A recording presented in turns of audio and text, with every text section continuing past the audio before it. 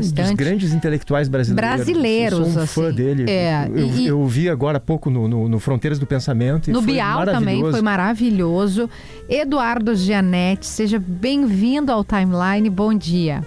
Tudo bem, Kelly? Tudo bem, Luciano? Tudo bem, Paulo? Obrigado pela presença, por estar aqui com a gente. Eduardo Gianetti, que é um filósofo da economia, está lançando um livro sensacional. Estou lendo o livro do sensacional, Gianetti, Imortalidades, em que ele reflete sobre a morte, sobre as mais diversas formas como a gente encara a morte e como a morte se apresenta para a gente e quais são as estratégias para a gente se manter imortais, né, que a humanidade vai criando, porque existem elas, né?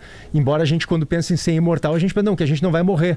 Mas não é... Vou deixar até o Gianetti falar sobre isso. Acho que é eu acho que é bom. Primeiro, é tanta coisa, né? Porque eu fico pensando sobre gás. Ele poderia falar sobre gás. Sobre tarifaço. Ele pode falar sobre tarifaço também. Mas vamos começar pelo livro, né? Que estamos aqui lendo e gostamos muito. E tu não te escapará, tá, o Gianetti? Só para te avisar que a gente vai chegar em algum momento aí no pênalti. Mas para falar sobre imortalidades, uma coisa que me chamou a atenção foi que você contou numa entrevista que esse livro é sim de uma inquietação sua, mas que começa lá na sua infância, de um menino que tinha medo do escuro. É por aí? Então, Kelly, a semente dessa inquietação, da qual o livro resulta, vem lá da minha infância. Eu tinha 5, 6 anos. Meu pai era um homem muito rígido, muito disciplinador, muito severo. E eu tinha pânico de dormir no escuro, mas o meu pai não deixava a luz do abajur ficar acesa no quarto. Ele não deixava nem mesmo a luz do corredor ficar acesa para eu ficar olhando aquela luz que entra pela fresta da porta. O quarto ficava absolutamente escuro. E eu entrava em pânico, eu tinha um terror daquela situação e eu começava a pensar coisas do seguinte tipo: será que eu morri já e não sei? Será que estar morto é assim? E aquilo foi se tornando uma coisa repetida, né? Porque toda noite eu enfrentava o fantasma. Eu às vezes achava que eu podia ter ficado cego e não sabia, eu já estava cego. Ai, que dó! Cego. Então era isso. Agora, de uns 40 anos para cá, eu com esse assunto, que sempre... Eu acho que é inquietante para todo ser humano. Todo ser humano em algum momento se pergunta, afinal de contas, o que é isso tudo? Ter nascido, ter a consciência antecipada de que vai desaparecer e o que fica depois. E aí eu comecei a estruturar o meu argumento sobre o anseio de perenidade. Essa pulsão de permanecer, de se perpetuar, é muito forte no ser humano desde os tempos mais arcaicos. Nós começamos a usar pedras para fazer túmulos na história da humanidade antes de usar pedra para fazer casa. Porque a morada dos mortos era permanente, eterna, e a morada dos vivos era provisória. Aí eu organizei uma estrutura que é muito rapidamente a seguinte: são 4 as manifestações do anseio de perenidade. Eu acho que elas são exaustivas, elas abrangem todo o espectro de possibilidades, mas elas não são incompatíveis entre si. Você pode perfeitamente manifestar isso combinando uma ou mais dessas 4 manifestações. Quais são elas? A primeira é o desejo de viver para sempre. Sem dúvida. Perpetuar a nossa existência física e mental de maneira indefinida. Tem muita pesquisa e tem recursos multibilionários sendo investidos na busca da eternidade corporal e mental. A gente já está vivendo mais, né? Dentro dessa linha. Isso já aconteceu. A longevidade é uma conquista extraordinária, mas nós estamos falando agora de uma extensão radical da vida. Viver milênios e viver indefinidamente. Podemos entrar na pesquisa científica disso, que é impressionante. A segunda manifestação é a crença na existência de uma vida após a morte. As 5 religiões mundiais, cristianismo, budismo, judaísmo, islamismo e hinduísmo, têm 2 premissas que atravessam elas, comuns, apesar de todas as suas diferenças. Quais são? A vida tal como nós a conhecemos não é tudo que há. Existe uma outra forma de existência futura, após a morte. E mais, a segunda premissa: o que virá depois depende do que se fizer agora. Uma coisa está diretamente ligada à outra. não é uma preocupação apenas religiosa, a vida futura após a morte. A filosofia discute esse assunto com muita profundidade. Por exemplo, Platão, William James. Mas aí é uma outra vertente. A terceira manifestação do anseio de perenidade é viver na memória e nos genes das gerações futuras. É procriar e criar, deixar um legado, deixar algo de valor reconhecido que faça que a sua presença e os seus valores permaneçam depois da sua finitude, depois da sua morte. Eu chamo isso expectativas terrenas. Aqui estão criações artísticas, feitos heróicos, instituições que inovam a convivência, filhos, a dedicação que pais têm a criar filhos que perpetuem os seus valores e tudo mais. É o legado, né? O que a gente costuma chamar de legado, é uma forma de imortalidade, é verdade. É isso, é a terceira. E a quarta e última, eu sei que eu estou me estendendo demais, mas não, tá ótimo. Tá ótimo. Tá maravilhoso. Então, a última é o presente absoluto. São eternidades de segundos. Se um punhado de átomos abriga energia capaz de destruir uma cidade, por que um punhado de segundos não abrigaria a eternidade? Experiências místicas, experiências amorosas, uso de substâncias que alteram estados de consciência, psicodélicos, experiências de quase morte, pessoas que tiveram praticamente mortas e voltaram a viver e relatam momentos de uma plenitude, de uma eternidade que nunca mais esquecerão, são todas situações de presente absoluto. Tem relatos de místicos que eu procurei recolher no livro, entre eles Dostoiévski, na aura pré-epilética, que são muito eloquentes, dizendo que tiveram contato com uma forma de eternidade durante os poucos segundos daquele êxtase. É uma situação de estar fora de si. A palavra grega êxtase é estar fora de si. Você encontra uma certa eternidade no presente absoluto, vivido com muita intensidade. Então, era isso, basicamente. São 4 manifestações do anseio humano de perenidade. Eu acho que elas são exaustivas, em diferentes épocas predomina mais uma ou outra.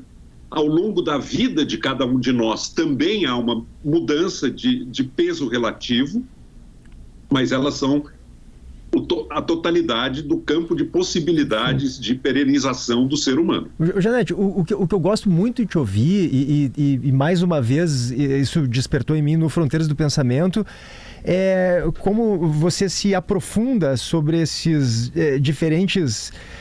essas diferentes possibilidades, né, de se tornar imortais, mas ao mesmo tempo não traz uma resposta definitiva sobre nenhuma delas, né? E isso eu acho muito interessante. Então, por exemplo, a vida após a morte, que aqui é a dimensão religiosa sobre a imortalidade. Eu vi o senhor dizendo algo como, assim, o que eu acho sempre muito elogiável, que é algo próximo do não sei. Existe vida após a morte? É o que o Janete diz assim, eu não sei, porque é muito fácil dizer não existe porque, por exemplo, sou um ateu. Não, mas como não existe? Como é que eu vou saber que não existe se todo mundo que vivenciou essa situação, Kelly, é quem já morreu, é quem não está mais entre nós para contar, né? Queria que tu falasse um pouco sobre isso, Janete, sobre a tua visão pessoal e de quais são as formas mais eficientes, inclusive, de se manter imortal, já que a gente não vai viver para sempre. Olha, eu não faço autoajuda, quer dizer, eu não indico caminhos. Tenho até amigos que fazem soluções e receitas, mas eu gosto muito de aprofundar a reflexão sobre cada uma dessas possibilidades, os seus méritos e os seus limites. Eu acho que cada uma dessas 4 frentes de imortalidade tem méritos e limites, inclusive o prolongar a vida. Será que vale a pena viver eternamente? Será que realmente nós desejamos isso? Não é trivial a resposta. Mas em relação ao que você me provocou, vida após a morte, o que a ciência tem a dizer sobre isso? Rigorosamente nada. Porque não há experiência, não há evidência, não há argumento lógico-dedutivo em relação a algo que ninguém nunca viveu. E voltou para contar. País ignorado do qual nunca ninguém voltou, como dizia o Shakespeare. Isso. Tudo que nós sabemos sobre após a morte saiu do cérebro dos vivos. Então esses ateus militantes, quando dizem que a morte é o nada, é a aniquilação, é o abismo do não ser, não existe mais nada, percam qualquer esperança, eles estão extrapolando o limite do que é possível dizer de um ponto de vista científico rigoroso. Eles estão fazendo pseudociência, não há certeza nenhuma. Nós precisamos aqui nos proteger de duas coisas. A religião, a má religião, infantiliza o assunto, contando um conto da carochinha, e a má ciência silencia o mistério, como se a vida se reduzisse a isso que nós estamos acostumados na nossa terra, e como se a ciência não estivesse cercada de um mundo de uma complexidade infinita que ela apenas arranha na superfície. Nós estamos num universo de 13,8 bilhões de anos. São centenas de bilhões de galáxias. Nós não sabemos rigorosamente nada. A ciência, que é o que nós temos de mais poderoso, ela produz conhecimento particularizado sobre nichos muito pequenininhos do mundo real. Ela não dá conta da totalidade do real. E quando ela dá esse passo e se torna uma cosmovisão totalizante, ela vira religião. Ela se coloca no mesmo plano das religiões dogmáticas, fazendo afirmações com convicção, muitas vezes, sem ter qualquer base empírica, lógica, dedutiva para fazer. Então, eu acho que nós temos que cuidar de preservar o sentimento do mistério e da nossa infinita ignorância nesse universo. O senhor quer ficar para sempre aqui? Deixa eu emendar uma pergunta. É sério, o senhor quer ficar para sempre ficar ou não? Para sempre nesse mundo ou não, nessa ser imortal, entrevista ser imortal. Nesse aqui que a gente está. Aí, Luciano, tem um debate que eu acho super interessante entre mortabilistas e imortabilistas. Opa! Nunca tinha ouvido falar nisso. Mortabilista e imortabilista. Vamos ver qual eu sou.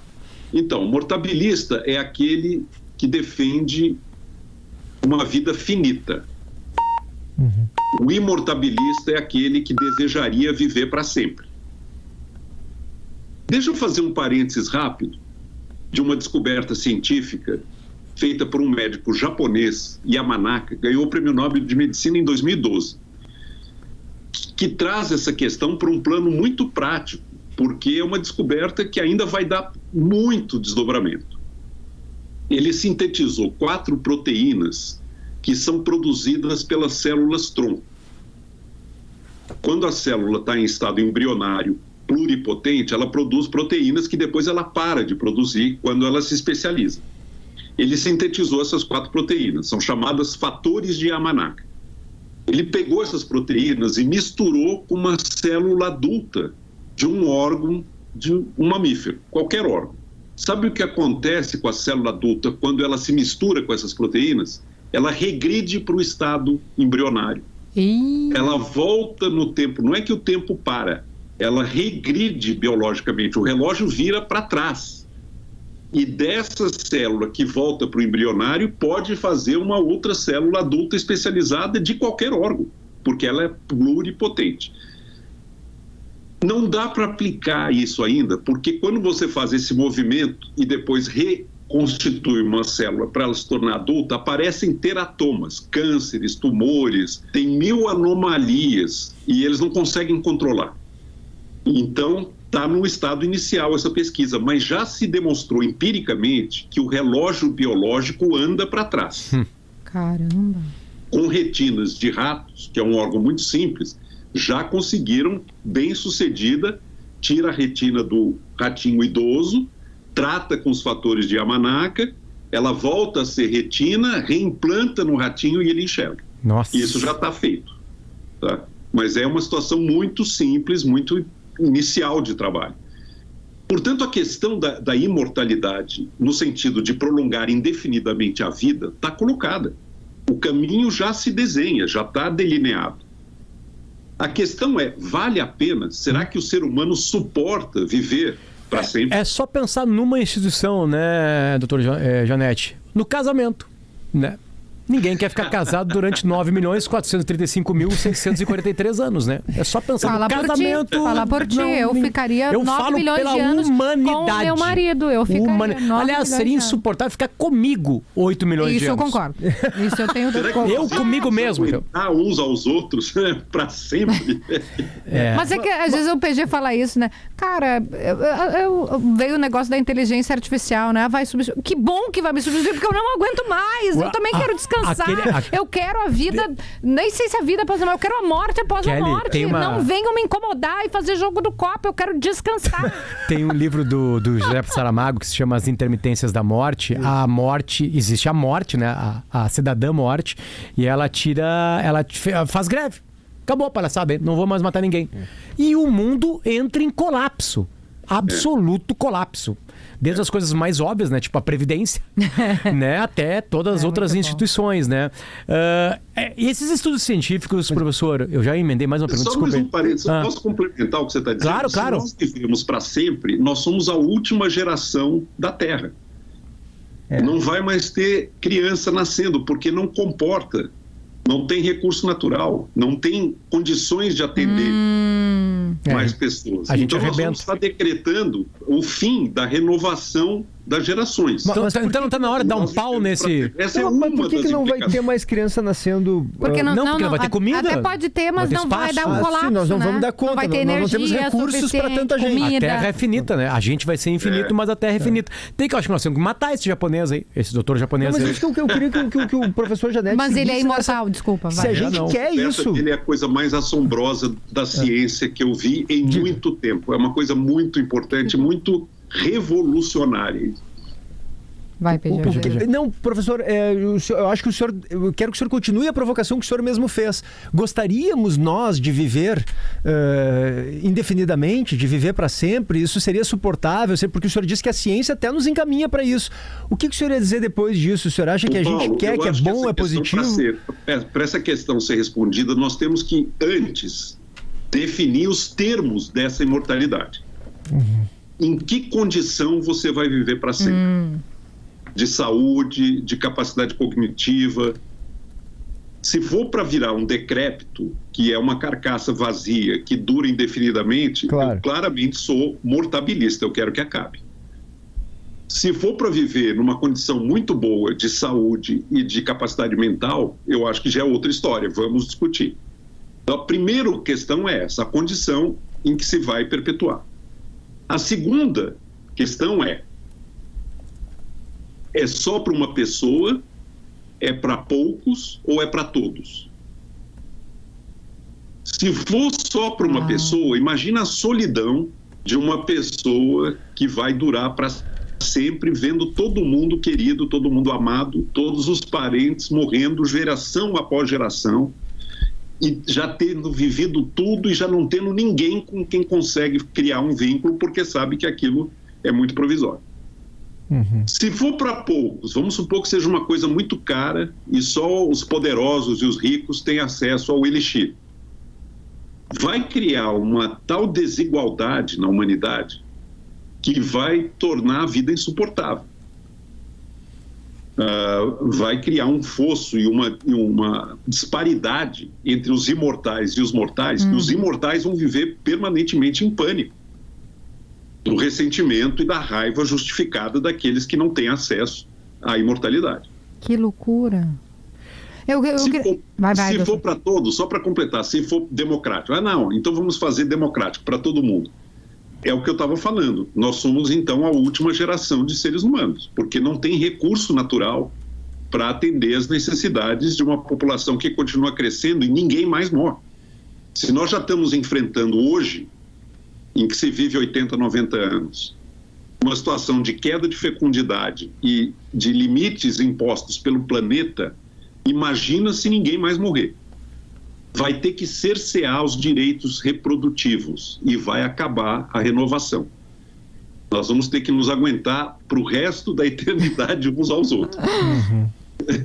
Kelly. Não, professor, eu estava ali ouvindo sobre os 4 pontos, né? O desejo de viver para sempre, a crença na existência de uma vida após a morte, o legado. E a minha pergunta é sobre a 4ª, que é o presente absoluto. O senhor citou experiências de pessoas que quase morreram e chegaram naquele lugar, citou até substâncias, né? Gente que toma, sei lá, o chá, não sei das quantas, enfim. Mas eu lhe pergunto, porque hoje a gente vive com uma... É quase que uma moda de que tu tem que viver intensamente todos os segundos, estar no presente, olhando para mim, e comer aquela comida. Tem um negócio de mindfulness também, não estou em termos pejorativos, eu acho que tem validade. A minha pergunta é, fazendo essas coisas, esse espírito também se atinge essa ideia de presente absoluto ou não? É uma coisa do que o senhor disse, de experiências muito específicas. Eu estou falando de situações limite em que a pessoa tem uma experiência de ter encontrado uma realidade para além do que nós estamos acostumados a entender como real. Uhum. A experiência de quase morte hoje é um campo de trabalho científico muito investigado pela neurociência. São pessoas que tiveram clinicamente mortas, os sinais vitais durante alguns poucos segundos zerados e que de alguma maneira ressuscitaram, voltaram à vida. Os relatos que essas pessoas fazem são muito impressionantes, porque não é o apagão, é o clarão. A pessoa tem um momento de plenitude, de felicidade, de harmonia cósmica que transforma a vida. Eu reuni no livro vários relatos de experiência de quase morte, até de ateus, como o Hemingway. O Hemingway, o escritor americano, durante a Primeira Guerra Mundial, teve uma experiência de quase morte. E ele descreve, tanto biograficamente como em personagens de romances dele, o que é a experiência de quase morte pela qual ele passou na Primeira Guerra Mundial. Uma das metáforas que ele usa é a seguinte: é como se a minha alma, ele é ateu, como se a minha alma fosse um lenço de seda que estava no bolso, saiu do bolso, começou a flutuar, olhando a realidade de fora, inclusive eu morto. E depois, à medida que eu fui recuperando a consciência e voltando à vida, esse lenço de seda foi voltando e reencaixou no meu bolso. Nossa, que loucura, lindo, né? Que lindo. E os relatos todos são assim muito... Poéticos, né? E profundos. O Hemingway é um escritor, mas são pessoas muito comuns. Pessoas que dizem comuns. o quê, professor? Dizem também que parece aquela coisa do filme, né? Sai do corpo, se enxerga e volta. Isso? Tem gente que 21 olha gramas.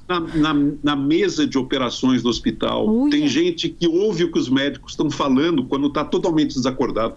Tem coisas muito, muito estranhas e que dão uma fresta de que tem alguma realidade que não está ao nosso alcance, mas que não é menos real por isso. Que coisa linda. Professor, deixa eu falar, a gente está falando muito no eu, mas em volta da gente, por enquanto, essa entrevista está sendo gravada em 2025, não em 2435, as pessoas morrem, né? E eu acho muito bonito o jeito que o senhor encara as mortes, como nos ensina a lidar com as mortes, né?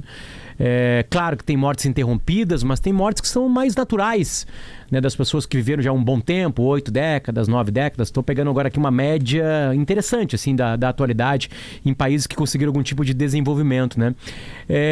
Como é que a gente olha e encara essa dor da morte? Como é que a gente aprende a lidar com isso, né? Um pai que está com câncer durante 2 anos, como é que a gente encara isso? Uma mãe que está lutando com uma outra doença. Como é que a gente vai lidando com esse momento que cada dia vai chegando pra gente, observando alguém que a gente ama se indo? Tivesse eu uma resposta para isso. Eu infelizmente, eu busco uma serenidade diante da finitude que é comum à condição mortal. Todos nós nascemos e temos a consciência antecipada da morte. Eu acho que a espécie humana é a única no mundo dos seres vivos que antevê o seu fim. E isso gera uma angústia, e isso gera um anseio de perenidade. É muito doloroso quando se inverte a sequência natural do ciclo de vida. Por exemplo, quando um pai ou uma mãe perde um filho. É muito mais doloroso. Agora, Biologicamente, nós fomos programados para morrer. A morte e a senescência, que é o envelhecimento no sentido biológico, elas estão geneticamente programadas por causa da reprodução sexuada, por causa da reprodução por meio da junção de 2 gametas. As únicas células do nosso corpo que se perpetuam são os óvulos e os espermatozoides, que dão sequência à linhagem da vida. Todas as outras células, o soma, as células somáticas, estão programadas para envelhecer e morrer. E isso é o que define a condição mortal. Se nós nos multiplicássemos por cisparidade, não por sexo, nós viveríamos para sempre, como as bactérias. A bactéria, ela se divide em duas se dividem em 4 se dividem em 8. Ela só morre quando a morte vem de fora para dentro. Acabou o espaço, acabou o alimento, acabou a condição externa. Mas ela não está programada para morrer. Nós somos programados geneticamente para morrer. Nós somos cápsulas descartáveis, no fundo. Depois de cumprir a reprodução biológica, a natureza se desinteressa por nós e deixa a deriva. E a gente vai envelhecendo, vai morrendo. Agora, o doloroso enigma da morte não tem resposta, não tem. Cada um vai ter que lidar. É uma coisa muito pessoal, cada um vai ter que lidar com isso, com os recursos que tem. Muita gente se apega à religião, entre outras razões, por isso, né? Porque precisa de algum consolo e algum alento em relação a essa sofrida finitude. Dentro do ponto de vista religioso, a vida é passagem. A vida é trânsito. Não é algo que termina em si. Nós não sabemos. Pode ser que seja de fato nada. É uma hipótese muito plausível de que depois dessa vida seja o nada, aniquilação total. E nós nunca saberemos o que foi tudo isso. Pode ser. Professor... Então, eu não sou conselheiro para assuntos de luto e de como proceder. Eu não acho que é uma resposta universal. Eu acho que cada pessoa tem que buscar os recursos dentro de si.